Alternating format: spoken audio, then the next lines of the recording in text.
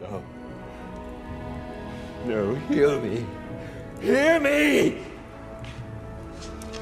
Shadow of Morgoth!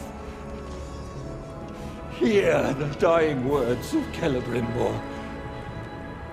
The rings of power shall destroy you.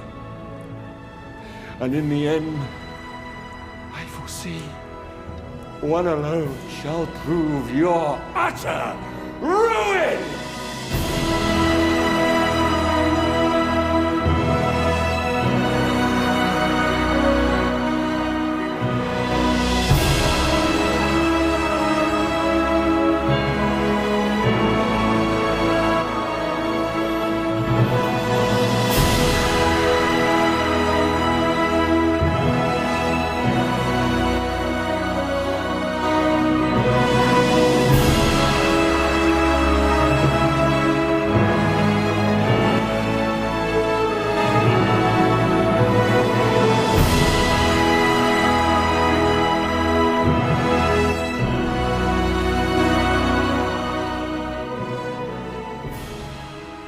Season 2 of Rings of Power has officially come to a close, and if these last 2 years were any indicator, we're unlikely to get much in the way of new information in the meantime. This leaves us with a solid chunk of time to sit back and digest the newest season, as well as where the show itself currently stands. Based on the online general consensus and my own personal opinion, this season of Rings of Power seems to have picked up a lot of steam and has done a really good job of building off the building blocks and plots established during Season 1. Yet there is still a very loud and very prevalent side of the internet that continues to insist that not only is this not a Tolkien adaptation, but is in fact one of the worst TV shows ever created in the history of television. Now, this is the second video I've made where I attempt to break down and defend why I and many others enjoy the show. The last time around, I tried to be very mild with my approach and apologetic towards those who didn't like the series, since I myself have many gripes and complaints about the show, both from a lore accuracy perspective and just as a general story and TV show itself. These complaints I will explore a little bit later on in the video, but for now what I want to establish is that despite my attempts to be diplomatic,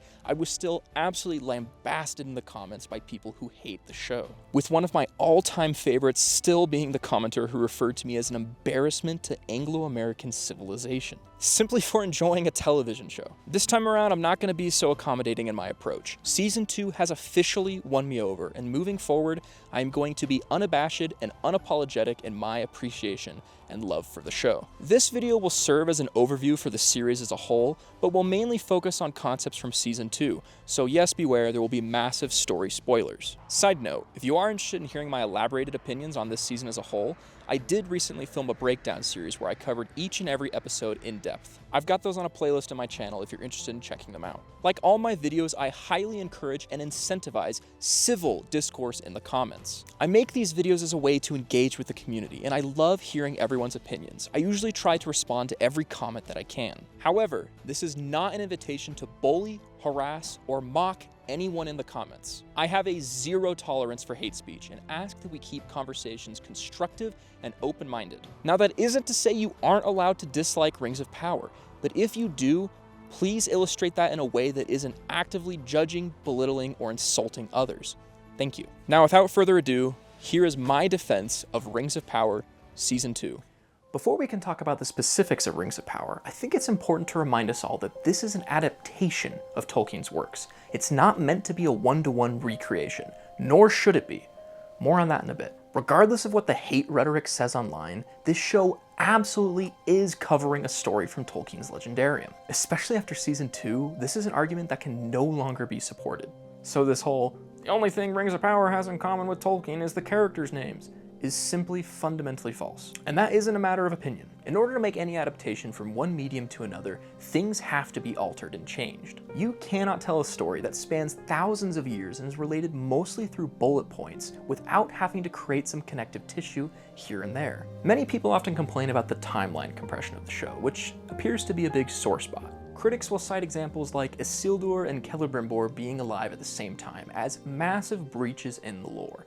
And while yes, this is an alteration, I don't think it's actually that big of an issue, especially when you don't have these characters interacting in any capacity. Rings of Power was always going to need to make changes. Every adaptation does, Even Peter Jackson's Lord of the Rings trilogy is not free of this. But at the end of the day, this is an okay thing. Tolkien's books still exist. They are unaltered, sitting on your shelf, and if you should ever want to enjoy them, nothing that has been made or ever will be made can take that away from you. I think getting to see other creators explore Tolkien's themes and shepherd the stories in his world is a beautiful thing, and one that Tolkien himself recognized would happen one day and was not entirely opposed to. I would draw some of the great tales in fullness, and leave many only placed in the scheme and sketched. The cycle should be linked to a majestic whole, and yet leave scope for other minds and hands, wielding paint and music and drama. Tolkien always knew that the day would come when others would attempt to adapt his works, and he saw this as an important part of art, leaving scope for other minds and hands. I think that to expect this adaptation to have absolutely no changes from the source material is a ridiculous and unrealistic expectation to have. It simply isn't feasible when translating from a written to a visual medium. This is something that creatives have known for years, and so has Tolkien, as stated by the professor himself. The canons of narrative in any medium cannot be wholly different, and the failure of poor films is often precisely in exaggeration and in the intrusion of unwarranted matter owing to not perceiving where the core of the original lies. Now this is a loaded quote, and I want to spend a little bit of time breaking down why it applies to Rings of Power, so stick with me here. One of the main metrics I will use to analyze this is through what we call the Shippy test, devised by Tom Shippy, a highly respected and renowned Tolkien scholar, who took this quote from Tolkien and devised a method for analyzing changes made for an adaptation. The basic qualifications for this test involve taking any element from an adaptation and asking two basic questions. First, was the change necessary due to the change in medium?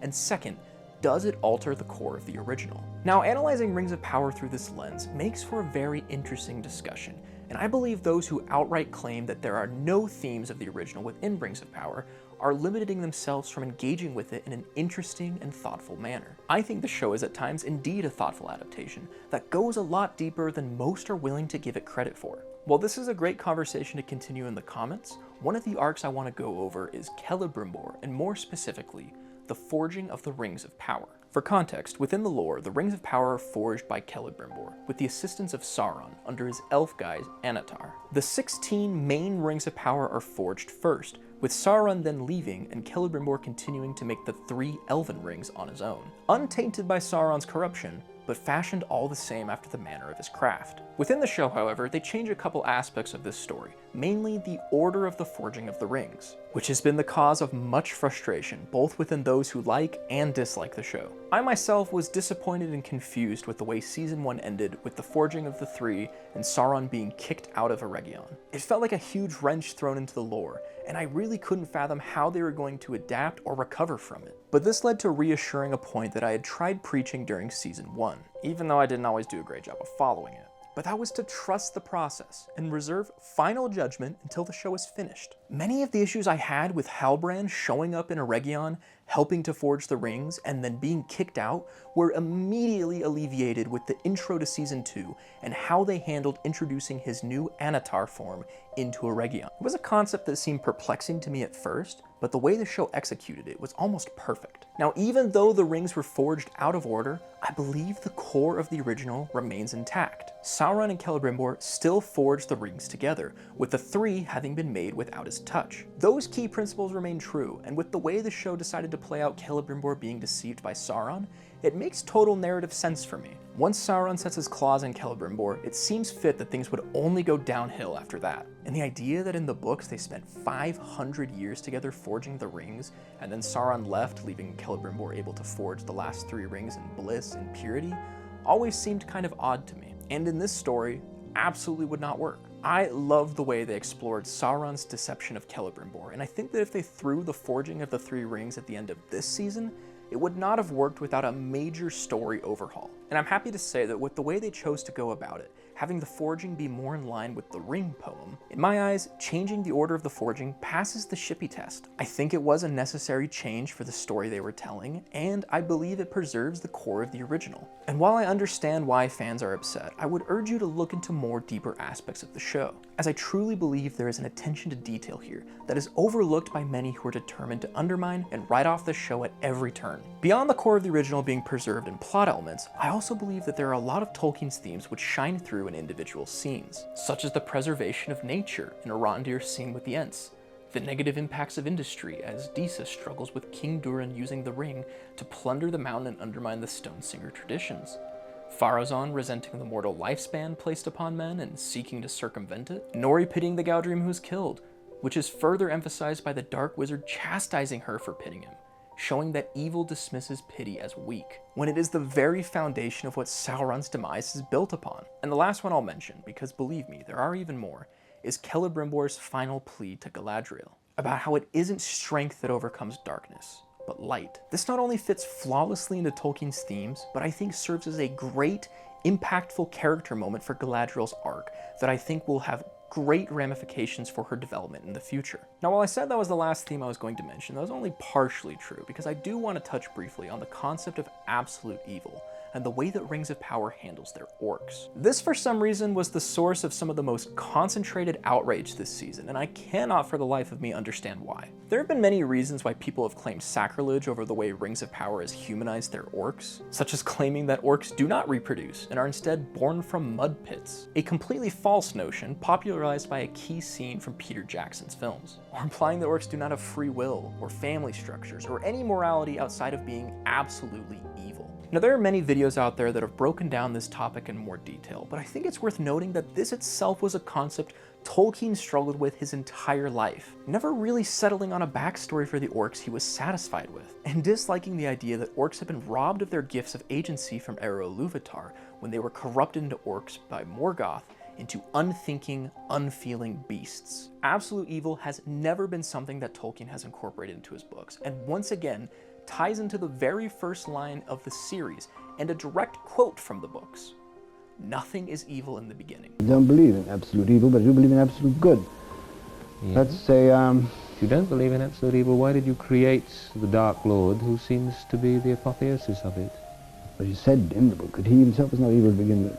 So I actually give the show huge credit for attempting to explore this dilemma the professor faced, while still keeping it somewhat abstract. And I think it's only going to heighten the evil of the One Ring down the road, when Sauron uses it to bend the orcs to his will, fully enslaving them and turning them into foot soldiers of his army. Overall, any adaptation is tricky to pull off, but Rings of Power struggles from a unique set of circumstances due to the nature of the project and the source material they are trying to adapt. Through this show, they need to find a way to juggle the expectations of book fans, movie fans, and casual viewers alike. This results in a show where, depending on who you ask, you will hear an entirely different story about what they do and don't like. It's actually kind of interesting to see which moments and storylines resonate more with completely different crowds. But at the end of the day, no matter what your opinion is on whether or not Rings of Power respects Tolkien or not, it is an undeniable truth that it has been a success for the Tolkien estate and Tolkien's legacy as a whole. And by that, I directly mean through book sales. Since the series has come out, so many fans, new and old alike, have decided to try reading the Silmarillion, with the show having served as a linchpin for getting them interested in the background and stories leading up to the highly beloved Lord of the Rings trilogy. In fact, even one of Tolkien's least talked about books, The Adventures of Tom Bombadil, saw a massive upsurge in sales this season after introducing his character. So at the end of the day, if the show is driving fans towards reading the books and appreciating the professor more, then it's an absolute win in my eyes.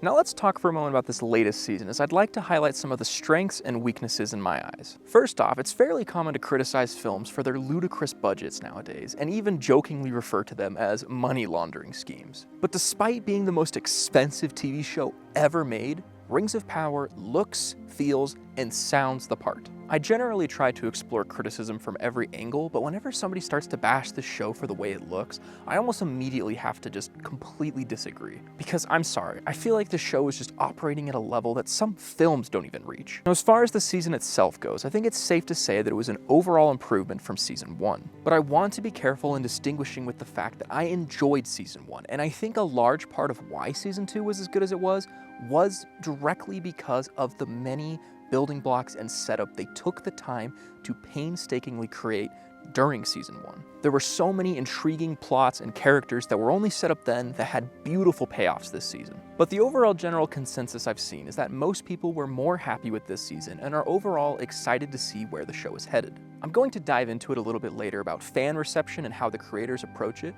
but I think it's interesting to note that this season was almost entirely written before season 1 was even finished.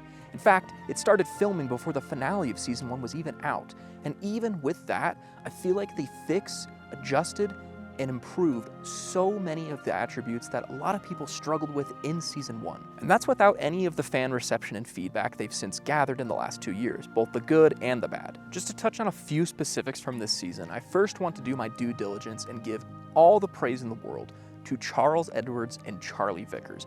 They were the absolute highlight of this season. They were such standout performances, and I, like many others, found them to be the absolute best part of season 2. Never in my life did I think we were going to get to see an adaptation that expands upon Sauron and fleshes him out as a character so much more beyond the mere iconography that he's mostly known for in general pop culture. But man, oh man, was it such a treat to see him brought to life in such a thoughtful and compelling way, and by no less an actor who really does understand the character and the lore. Seriously though, so much of the cast and crew have poured time and effort to try and do the characters justice, and I've just loved to see it. Celebrimbor as well was absolutely phenomenal this season, and while I fully expect Rings of Power will continue to get nominated for cinematography, production, visual effects, and all those awards, I think this is the first time they genuinely have a shot at getting a Best Actor award. Charles Edwards gave his all in this role, and despite him and Sauron spending most of the season talking back and forth in a room, their performance was so magnetic that you couldn't help but be enthralled every time they came on screen. We've always known that Sauron is referred to as the Great Deceiver, but to finally get to see it play out in live action was so thrilling to see.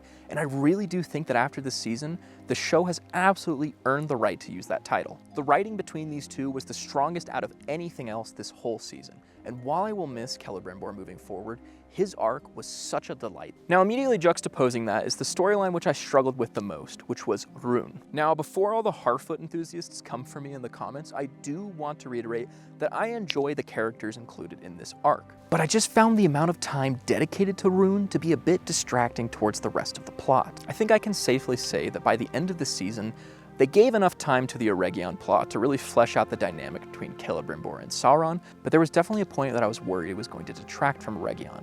But what I really feel like it detracted from was Numnor, which I think deserved a lot more screen time this season. Numnor is going to be one of the most important aspects of the show moving forward, and I think they need to start dedicating the time to it that it deserves.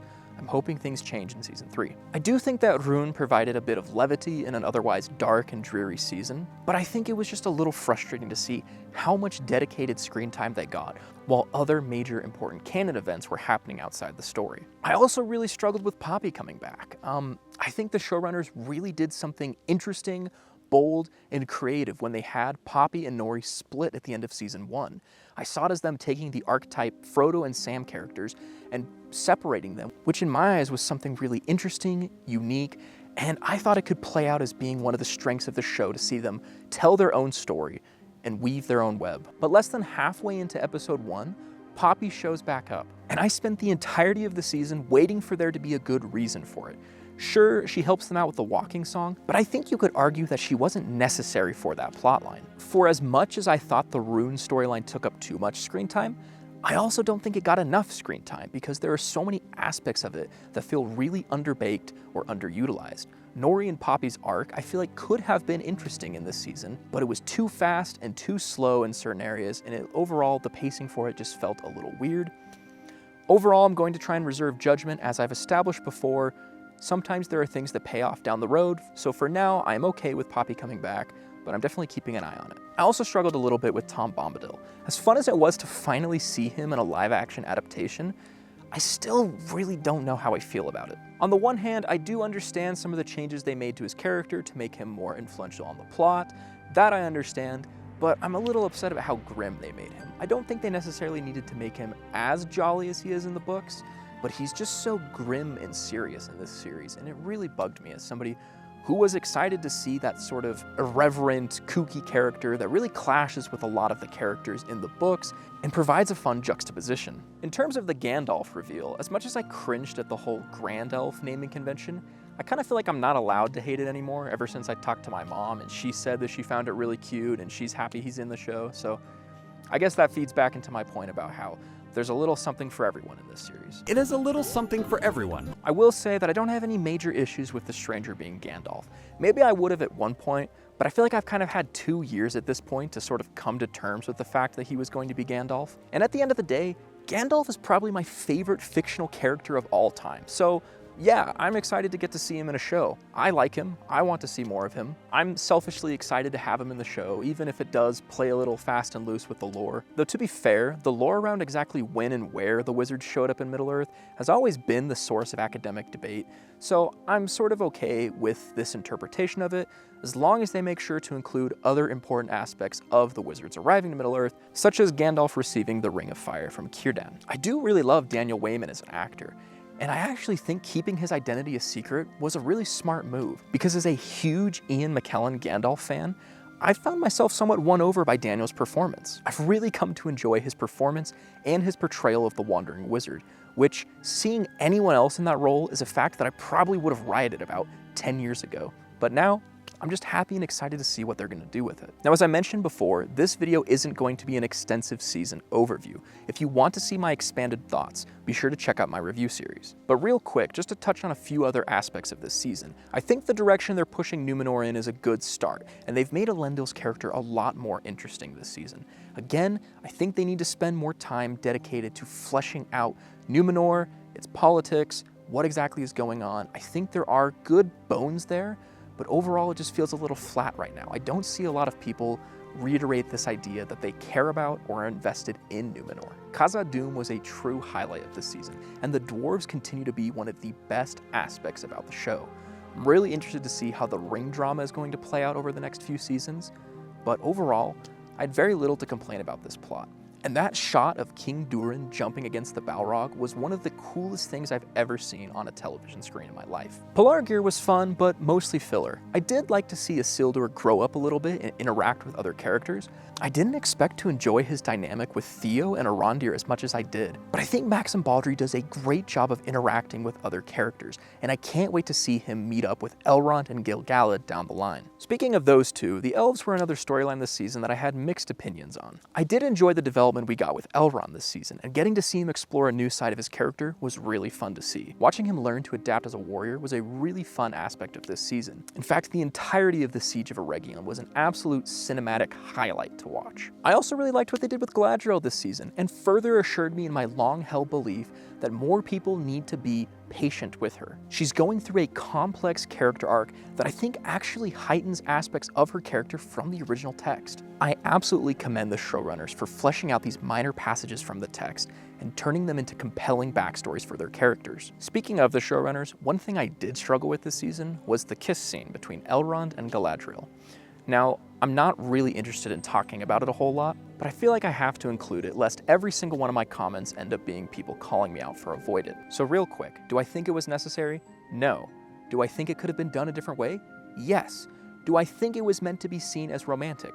Absolutely not. And neither does the cast. There's a really good quote from Robert Aramayo where he talks about it being nothing more than a gesture of compassion between friends and a farewell of sorts. Though I do think it was a bit of failure in editing with the way they executed it, especially with the swelling of the music. I did see an edit online where somebody took out the music and edited it in a slightly different, more obvious way that he was handing off the pin, and I think that helped the scene so much. I just wish they could have done that from the start. Overall, I think this season was a huge step in the right direction, and I think they did such a good job of pulling in elements from Season 1 into Season 2, and elements from the first episode of Season 2 into the ending of Season 2, and ending them in such a fantastic and cathartic way. I'm really going to miss Celebrimbor, King Durin, and Adar moving forward, as they really were such compelling, interesting characters that heighten the show in so many ways. I can't wait to see where the show goes, and I know I'm not the only one who's excited for Season 3. One of the things I've always applauded the showrunners of Rings of Power for is their ability to handle criticism. I think within the film industry, especially within as high of a level as they are operating in, it is very easy to fall into arrogance, believing that your vision is superior and discounting any opinion that you deem beneath yourself. J.D. Payne and Patrick McKay have not given me that impression, however. Every step of the way, they have showcased immense humility, both when talking with press and fans alike. And they constantly seem eager to take advice and learn from their mistakes. In fact, in a recent interview with popular YouTube creator Nerd of the Rings, they even extended an invitation to him to email them with suggestions. Speaking of criticism, if you ever have any good faith criticism you want to send our way, and say like, hey guys, like really keep this in mind. I really think this would help you guys as you're thinking about season 3 or something like that. You know, you will always have a listening ear at us. Now, as much as I have felt assured through watching and reading interviews with the showrunners that they know their lore, there is this continuing issue that's starting to nag at me, where it feels like at times they're either being bafflingly short-sighted or willfully naive. And the two main examples I'll give about this is the fact that they didn't know the stranger's identity until up into season 2, or that they didn't think people were going to ship Galadriel or Sauron, or that they'd be upset about the kiss between Galadriel and Elrond. To touch on the Gandalf quote first, this just baffles me because it seems so wild to dedicate that much time to a character that they had no idea who it was going to be. It also just makes the writing process feel a little bit cheaper, and as though the stranger was always meant to just be shoehorned into the plot without any real thought or care behind it. Because having him be Gandalf actually does make a lot of sense. It's a show about the Rings of Power, so having 3 of your main characters be Elrond, Galadriel, and Gandalf, who will later be the future bearers of the Elven Rings, is totally thematically appropriate. But now I just feel like they had no plan for him at all, which feels so bizarre. The next quote about them being surprised that people were upset about the Elrond and Galadriel kiss has just left me really disheartened, because now I don't really know how much I can trust them moving forward. Because I'm sorry, I just don't know that I believe them. We have a primary source account from Robert Aramayo who said he was uncomfortable with the kiss and actively fought against it initially. Are you saying this never made it to the ears of the showrunners? Sure, maybe I can believe that, but after all the horrible vitriol they got in season 1, there's absolutely no way for a second it didn't cross their minds that people would be upset about something like this. This almost frustrates me more than the kiss itself, because it implies that they're either genuinely clueless when it comes to things like this, like when they thought people wouldn't ship Galadriel and Sauron just because he's a villain, or it means that they did realize it and are willfully trying to deceive us in order to feign ignorance, which makes sense, I guess, because if they came out and said, yeah, we knew people were going to be upset about it, our actors actively fought against it, but we did it anyways because we wanted to, there'd probably be a lot more outrage over a comment like that than the actual scene itself. However, not to end on a negative note, the vast majority of the things the showrunners have said I have really enjoyed, and it's clear to see the passion and dedication they have put into this project. They are clearly thrilled to be working on this, and I'm excited to see how they learn and grow throughout the seasons and where this story they were telling us will end up. Moving down the line, the reception from the cast has been absolutely incredible to see, most notably from Robert Strange, Ismael Cruz Cordova, and Bear McCreary himself, who have done an amazing job of interacting with the community online. From Robert Strange fighting on the front lines for orc rights, to Ismael trolling haters with compassion, and Bear McCreary spending personal time to offer composing advice and promote fan content. And these are only a few examples of how wonderful the community has been online. Diving a little deeper into the broader community, reception for this season has seemed much more positive than the initial feedback for season 1, with some news outlets even going so far as to write articles saying they may have been too hasty to judge season 1. Though those articles feel a little too late, if you ask me, and honestly could inspire their own rant. Another thing that has contributed to my optimism is the fantastic community I was able to find last summer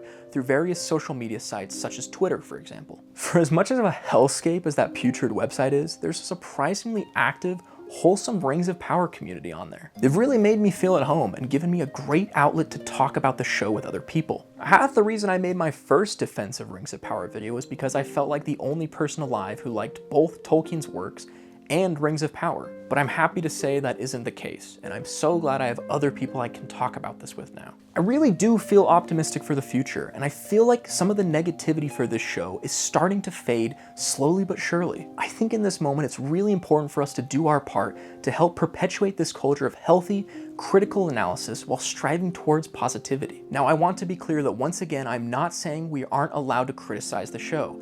I know I've done my fair share, but I really think there's an easy way to do that without antagonizing, insulting, belittling, or using any racial or derogatory slurs. But I also think it's important for us to remember to be able to accept criticism. I think one of the unfortunate byproducts of this massive hate campaign is that so many members of the fandom have their guard up and treat any sort of criticism with absolute disdain, even when it comes to other fans of the show. As long as we can all try to do our part to be respectful towards others and push back towards this rising wave of rage bait and grifter content, maybe one day general consensus around the show will start to heal, even if it takes years.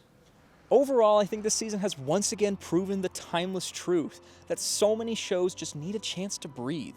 So many great, quality TV shows are canceled before they even have a chance to land on their feet. There are numerous classic staples in televisions that are almost unanimously agreed had lackluster first seasons, or got exponentially better over time. I think Rings of Power is simply the latest in a long line of TV shows that proves with a little time to flesh out, things can get better. I think the show is on a positive upwards trajectory, and unlike the ending of season 1 where I was cautiously optimistic for the future, this time around, I'm simply optimistic and excited to see where it's going to go. It'll be interesting to see where it goes next, but if I had to place money on it, I'd bet you anything there's a time skip brewing in between seasons. And we'll probably end up seeing the establishment of Rivendell and other Numenorean colonies, as well as the war of elves and Sauron having waged on in between seasons 2 and 3. I want to say a huge thank you to the community I've met so far, as you really have played a major part in heightening my enjoyment of this season of Rings of Power. I also want to do my part to help others who might have felt like myself, like no one else in the world likes the show or has anything good to say about it. I wanted to take a second to highlight other Tolkien creators who I think do a really good job